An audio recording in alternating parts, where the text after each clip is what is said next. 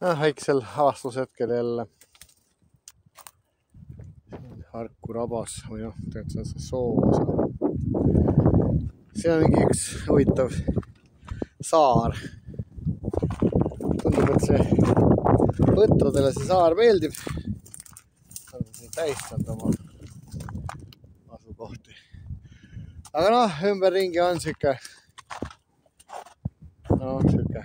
mudamäda. Aga see saar on siin meeter ta muust kõrgem ei ole, aga ütleme siuke 3 meetrit. See jääb kuivaks.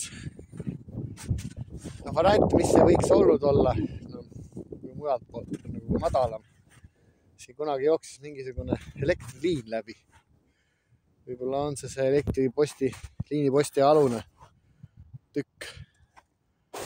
Aga seda liinikoridoriga, kui sa siit nagu väga aru, sellest on muidugi 100 aastat möödas ka juba.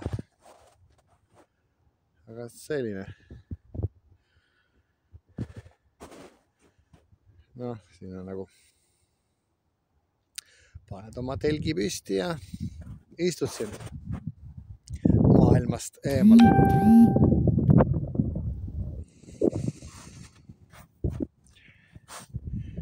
Või kuidagi teisiti.